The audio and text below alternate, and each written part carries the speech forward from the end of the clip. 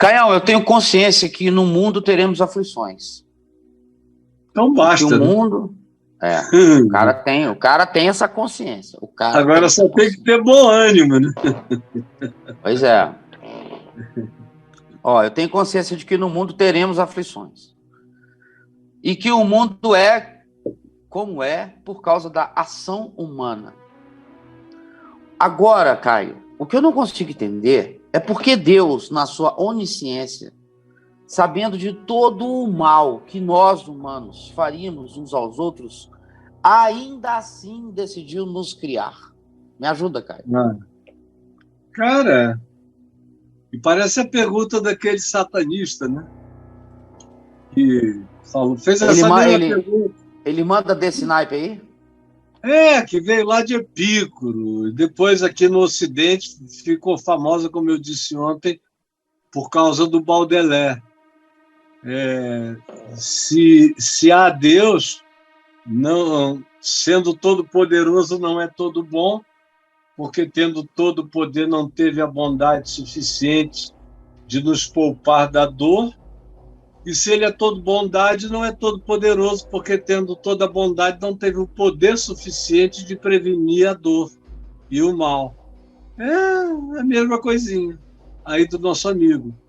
Agora, se ele sabe que no mundo a gente tem aflição, é porque no mundo, cara, a gente tem aflição. Agora, a diferença, sabe qual é? É de aflição para aflição. Porque ele tem aflição, não tem? Eu também tenho aflição, ele pensa que eu não tenho? Agora, olha o modo como eu trato a aflição e o modo como ele trata a aflição. É que muda tudo. Agora, ele se diz cristão porque ele aprendeu isso com Jesus. No mundo tereis aflições, foi Jesus que disse. Ele só não guardou outra parte, mas tem de bom ânimo. Porque eu venci o mundo.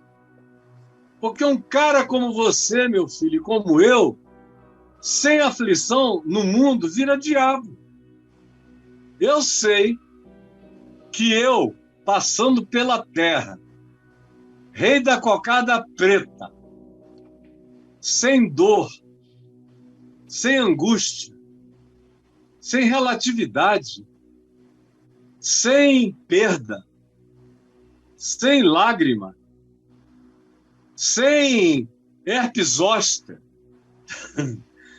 sem dor de dente, sem fome, sem doença, sem cautelas, sem impotência, sem frustrações, sem desapontamentos, sem traições, sem choques, sem surpresas, podendo realizar todos os desejos, todos os caprichos, todas as vontades, com toda a capacidade e poder de todas as completudes dos meus sonhos, sejam eles quais sejam, eu me torno o próprio diabo, e eu estou falando de mim. Eu sei que eu, sem tribulação, sem consciência de culpa, sem a dor de aflições que me remetem para a minha própria idiotice, para as minhas escolhas loucas, para a minha tendência à banalidade, à vaidade, à arrogância e à soberba, à mentira para facilitar os caminhos, à sedução, entregue com todo o dinheiro do mundo na mão, eu não iria virar um ser melhor do que eu sou. Eu iria me tornar o cara mais horrível do mundo. E eu dou graças a Deus pelas tuas tribulações, porque atribulado você já fica fazendo pergunta do diabo, cara. Imagina você sem nada. Ia virar um demônio terráqueo andando por aí. A dor nos salva. A tribulação nos humaniza. O sofrimento nos irmana, nos solidariza, nos quebranta, nos melhora, sabe por quê? Porque esse mundo já não é perfeito há muito tempo. E quando a gente está falando de perfeição, a gente não está falando dessas perfeições românticas de vocês. Porque o homem na Terra, conforme a narrativa bíblica, e a narrativa bíblica não nos remete para o primeiro hominídeo, nem nos remete para o Homo erectus, não nos remete para a Lucy, o Australopithecus, não nos remete para o Cro-Magnon, não nos remete para nada disso. Nos remete para a criação recente do Homo sapiens sapiens, que já é como eu sou, como você é. E que nascemos dotados com dotações especiais.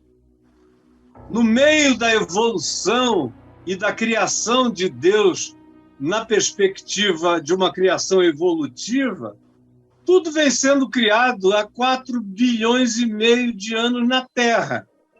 Desde os primeiros caldos primevos, onde os organismos mais primitivos e resilientes que resistiam ao calor, aos geysers, aos vulcões, mas que foram se sofisticando, da mononuclearidade, começaram a se dividir, se sofisticar. Isso levou bilhões de anos até a gente chegar, há alguns 1000 anos atrás, ao Homo sapiens sapiens, que é esse ser que não vai mais de galho em galho, que anda já ereto há um bom tempo na Terra, que já estava aprendendo a desenvolver inteligência funcional como um chimpanzé desenvolve, como outros primatas desenvolvem, como passarinhos, como outros fazem, não éramos só nós, que foram aprendendo as funcionalidades, mas houve o dia do sopro, o que o Gênesis chama do sopro do hálito de Deus. E aí eu me levanto dizendo eu. Os outros não diziam eu. Os outros tinham a defesa instintiva de algo que não era ainda o eu espiritual e psíquico, era só o eu instintual e mamífero, de defesa, como qualquer animal tem. Mas quando o homem apareceu como eu sou hoje, você é hoje, ele apareceu como uma criação especial. Teve um sopro diferente, um sopro divino. Isso, hoje em dia, uma quantidade enorme de estudiosos da paleontologia, da arqueologia e de todos os fósseis e tudo mais, reconhecem cada vez mais que o homem, conforme nós o conhecemos, difere fundamentalmente dos hominídeos com alguma lógica funcional que nos precederam. Nós demos um salto quântico. E você lembra que no início, nós humanos só comíamos frutas, nós éramos veganos. Nós humanos fomos criados veganos. De todas as árvores, ervas, de tudo do jardim, podeis comer fartamente.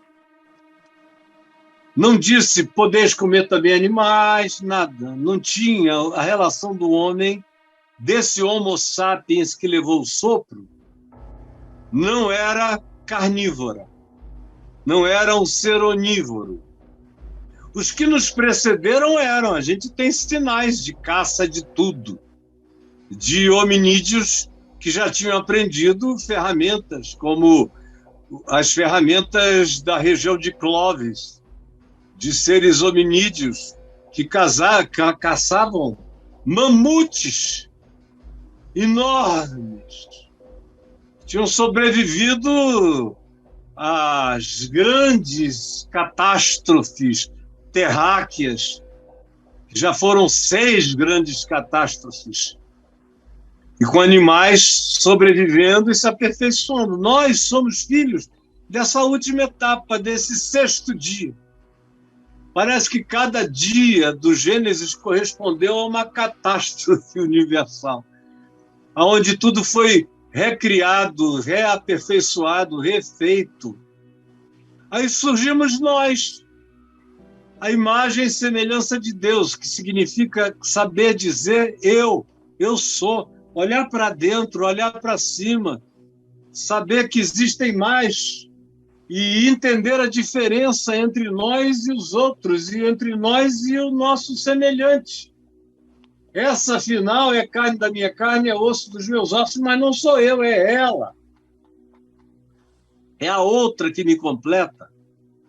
Isso é um avanço de consciência psíquica que é um salto monstruoso, porque macho e fêmea sempre se entenderam na criação toda.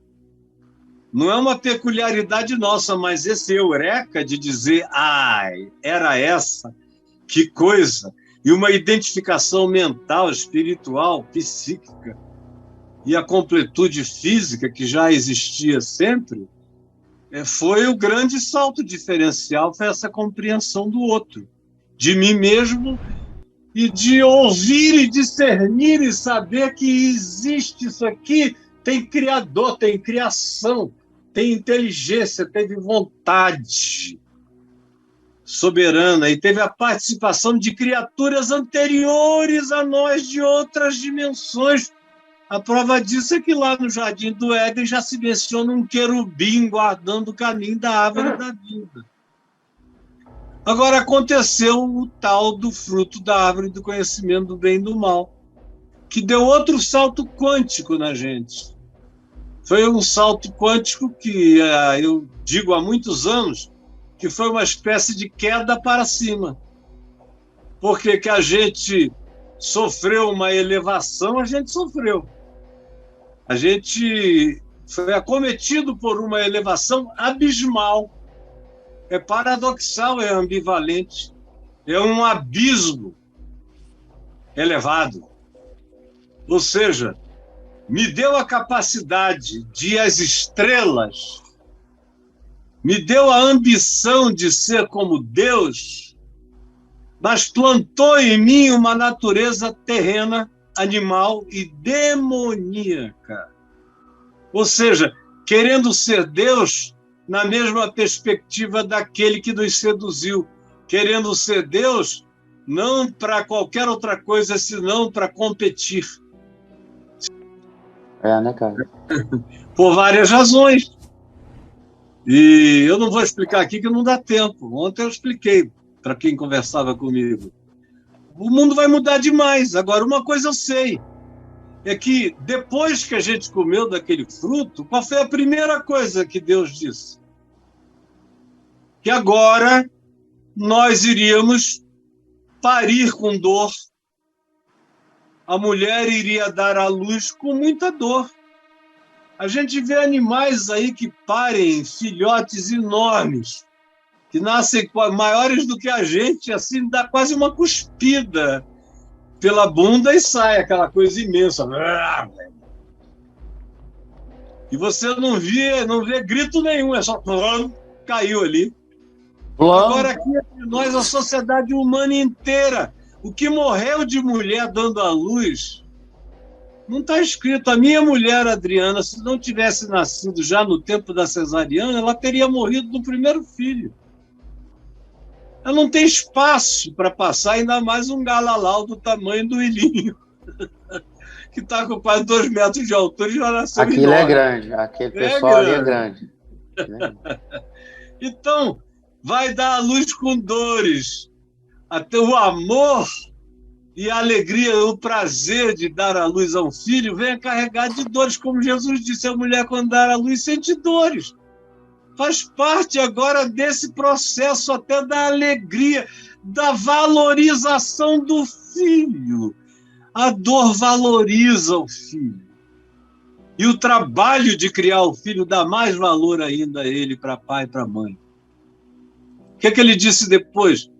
Vão aparecer cardos e abrolhos, espinhos. Não é que não houvesse espinhos na terra, sempre houve espinhos na terra. É só uma simbolização para dizer, olha, o que aparecia aí de graça para todo lado, agora vocês não querem ser o homo técnicos, o homo Deus, agora vocês vão ter que arar, ralar, trabalhar, porque eu trabalhei, tudo isso aqui eu criei, agora vocês vão criar também. Vão criar comida de vocês, vão plantar. Eu dei tudo de graça, agora vocês vão se virar. Aí os animais que antes tinham uma relação de respeito com a gente passaram devagar a perder o respeito.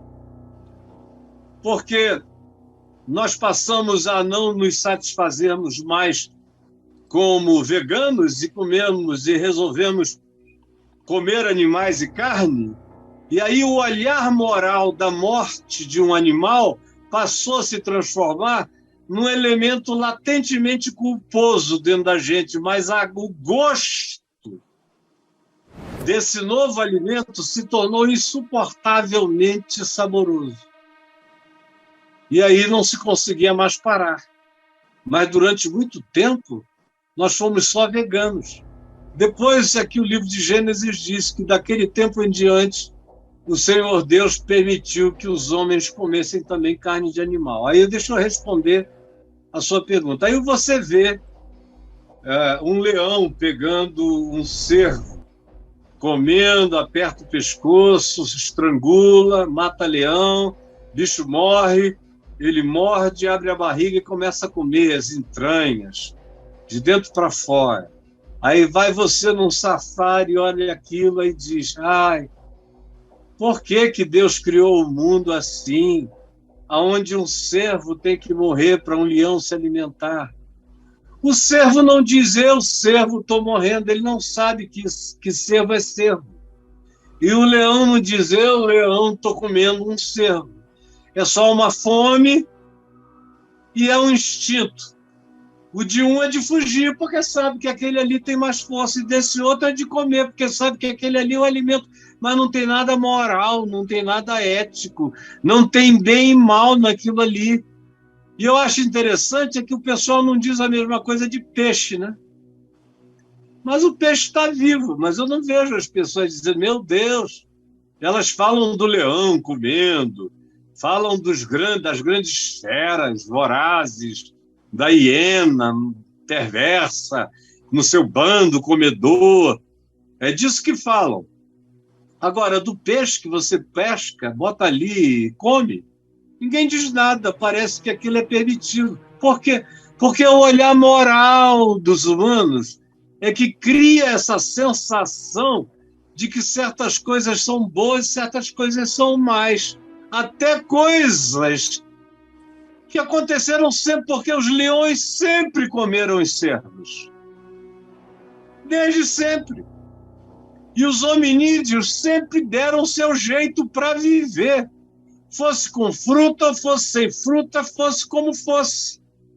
Mas ninguém tinha um olhar moral da morte.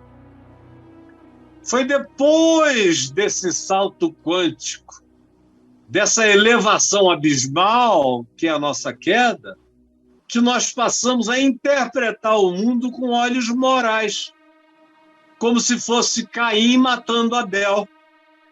Isso sim é terrível. E não foi Deus quem fez, foi Caim que matou Abel. E o mundo está como o mundo está por causa de coisa alguma que Deus tenha feito. Nós herdamos o melhor do planeta Terra. Nós, humanoides, humanos, homo sapiens sapiens, estamos aqui com essa nossa culturazinha de 50, 70 mil anos para cá, ou no máximo 100 mil anos, 120 mil anos para cá, com cidades construídas que a gente está achando por aí. Quanto mais escava, mais a gente vê a inteligência do Homo sapiens sapiens e a antiguidade dele. Não é muito, mas 200 mil anos já é um tempo, comparado com a soma da genealogia bíblica de 6 mil aninhos, o que é brincadeira, né? Então, o olhar moral nós adquirimos na nossa transgressão. E aí a gente empresta esse olhar moral e transforma isso em filosofia, que alguns filósofos bobos, ou um satanista como o garoto que eu citei ontem, que está aí, está até fazendo mal aos outros, porque ele tem atrás de si aquele diabo, aquele capiroto vermelho, tem Zé Pilintra, tem, acho que Iemanjá, tem algumas coisas atrás, e ele diz que ele é discípulo de Satanás. Eu digo, meu Deus, eu não sei como é que o pessoal dos cultos afro não moveram um processo ainda contra eles, porque o que ele está implicitamente dizendo é que o pessoal daquele culto ali cultua Satanás. Isso é anticonstitucional. Então, até nesse sentido, o bicho é pobre de pensamento. Mas você também está precisando crescer, garoto. No mundo tereis aflições, deixa eu te dizer, para você melhorar, você ainda vai apanhar um bocado, viu? Porque nem sofreu nada ainda, já está com essas questõezinhas. É o que? Espinha que está nascendo muito? As minhas espinhas. O que está dando em ti? Deu uma impinge? O que é que pegou em ti, meu filho? Estou sofrendo, Caio. Por que ele permitiu? Para você virar gente. Porque sem sofrimento ninguém cresce. No mundo caído, no mundo onde a gente quer ser Deus, a gente quer parear com Lúcifer, sem o esmagamento da dor, todo mundo vira diabo. Agora, a pobreza no mundo não tem nada a ver com Deus, tem a ver conosco, com os poderosos que não compartilham, tem a ver com as ideologias da perversidade criadas pelos homens.